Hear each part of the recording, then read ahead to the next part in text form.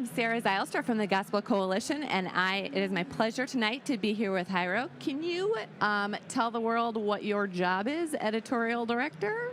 Well, my job is being a husband to my wife, but no, I'm the executive director for Coalición por el Evangelio, which is TGC Spanish. So what is the audience that are you just in Latin America, or what is the audience that your branch of TGC reaches? Yeah, well, the thing with Spanish is that it's spoken by 50 million people here in the U.S. So the U.S. is actually our second largest country in regards to visitors to our website. We're all over the world.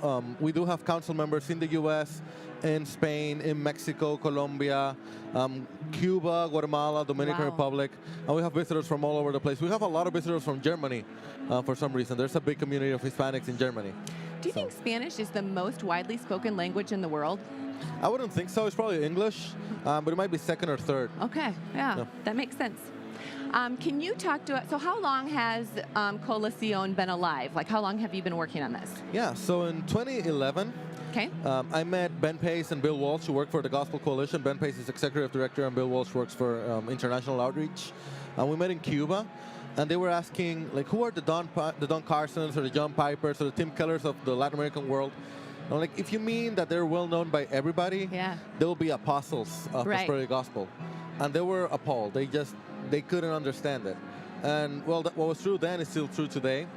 So back then they thought we should try and start doing something in Spanish. In 2012, we launched a small blog. Just trying to translate some of the articles and start trying to form a council. And in 2014, we launched a full-on coalition, forming our council, getting our original content and all that. Have you been on board since the beginning? I'm sorry? Have you been on board since the beginning? Well, it's interesting. In 2011, Ben Pace offered me a job, and I was actually really loving what I was doing, so I ended up doing it for free for 4 years, or 3 years. So yeah, I've been a part of TGC since 2011. I've been on staff since 2014. Tell me how Coalición has grown, how you've seen it grow since then. Oh, wow. So I remember in 2013, we did this article on Michael Jordan in English, and we translated it into Spanish. Yeah. When greatness meets emptiness, Michael Jordan hits 50. And I thought, man, this article is going to be read, widespread. Everybody's reading it. Then I asked Colin Hansen, the editorial director for TGC, how many clicks did we get? And he said, it's been widely read, like 500. And at that moment, I thought, okay, we're not as big as we thought. Thankfully, things are not where they were. Yeah. So right now, we're averaging about 600,000 unique visitors to the website a month. So you went from 500 people reading an article to 600,000 people coming every month. Yeah, that's right. So our least read article gets a couple thousand clicks right now. Wow. And it's all the Lord's doing. There's not a lot more that we can explain it. Yeah. Given the state of the church in Latin America. So yeah, we have that. We have now events and books and all that. And it's, again, I don't think I can explain it. Not even saying it out loud. Yeah. It doesn't sound like, I know I'm not smart enough. And our team is not smart enough. Our council, they're godly enough, but I don't know if they're strategic enough to produce something like that. It's just the Lord's doing. That's amazing. What do you think are maybe the biggest obstacles, or what are standing in people's way, in the way of the gospel in Latin America? Probably two. Maybe the main one up to 10 years ago would be Catholicism. In the U.S., you guys don't really have the influence of Catholicism like we have it in Latin America. My wife, when she got saved, when she wanted to get baptized, she had to leave her house because her grandmother kicked her out because she was so Catholic and she didn't want to see her go to an evangelical church. So that's how impactful it can be in some places and in some families, Catholicism. And it's related, but what Catholicism does is that it vaccinates you, is that a word?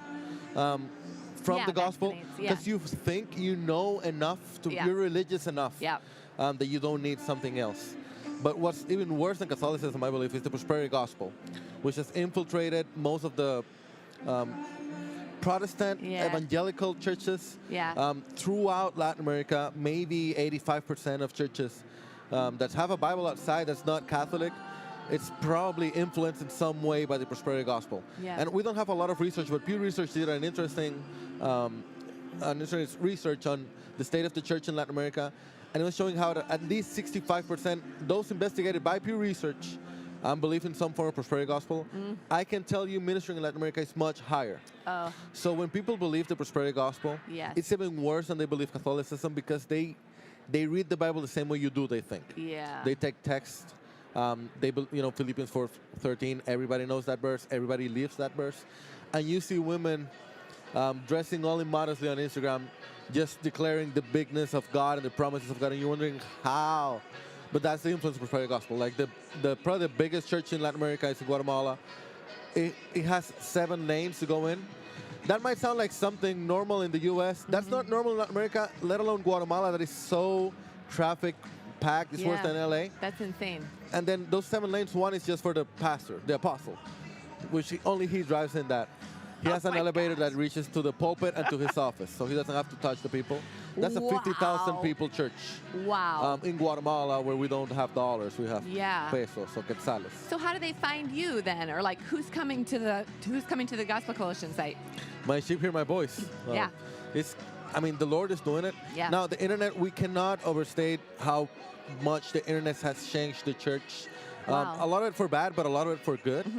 I hear a lot of people that get to TGC's website because they saw Paul Washer's sermon, shocking message to youth. Man. That went everywhere. They see that, and I want more. John Piper, something in Espanol, and then they go in. Some council members, Juan Sanchez, Miguel Núñez, Sugel Micheleng, they're well known, and people see a sermon for some reason. It's interesting. One of the biggest, you have it in English, TVN? Yeah. I don't know if I can say names here, I'm sorry.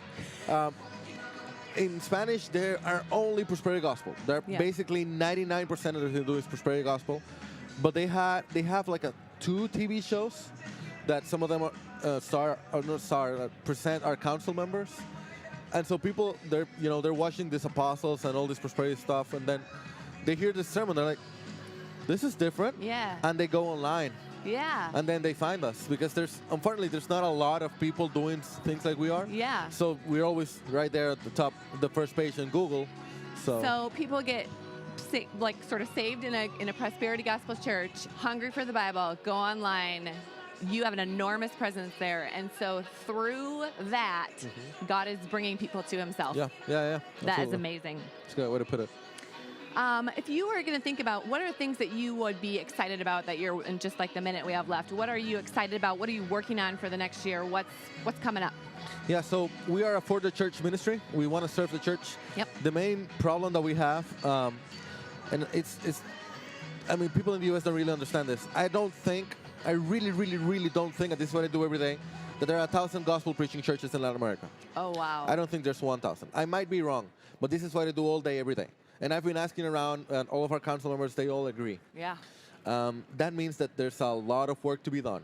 We're talking about more than 300 million people, not 1,000 gospel preaching churches, a church where you'll go and you'll hear the gospel every Sunday.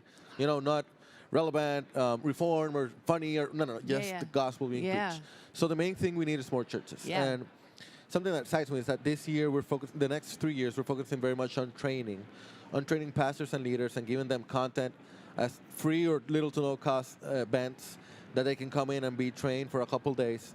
And what we find is that many of these people are true brothers and sisters who just haven't been taught any better or taught any better. Yep. So my sheep hear my voice. When they hear the Lord's voice through the exposition of the scriptures, they really do turn around. And we know of dozens of churches that are completely turned over in a matter of months because the pastor heard a sermon, then read a book, then went to an event. It's never just the one thing. But he heard a sermon, read a book, went to an event, and then he starts saying, wait, this is different. And so the whole church and the families in there are transformed by the Lord's grace. That's amazing. So, the Lord's good. Do you think there's more churches that are like turnarounds like that or being planted? Oh, no, absolutely turnarounds. Turnarounds are Church the way to planting go. is nascent. It's just now getting started. The way churches are planted in Latin America usually are divisions. Yeah. So I don't like something the pastor is doing, so I just go and start my own church. Nobody wants that. And that's way the most common way. Just now, U.S. organizations are thinking of starting planting churches, even with support from the U.S., which is great. Churches organizations like TGC19, even IMB are starting to do stuff with outside the U.S., even in bringing missionaries from outside the U.S., and so that's great. Yeah. But there's a lot of need for church planting, and we're just now starting to see, like, honestly, 2 years ago was the first book that was originally written by a gospel-centered guy. Yeah. For church planting from a Latin American perspective. Wow. Justin Burkholder, great guy. Yeah, he is He great. wrote a book on church planting from Latin America to Latin America. Yeah. So for one that's not translated, that's gospel-centered. Yeah, that's amazing. So we're just getting started. Yeah. Yeah. Here we go. Yeah. Jairo, thank you so much for your work. Well, thank you. I know that you can go online and donate to the work that Jairo is doing. 1,000 or less gospel preaching churches for 300 million people. Yeah, That's a lot. We got a lot of work to do. Yeah. Thank you so much for joining us.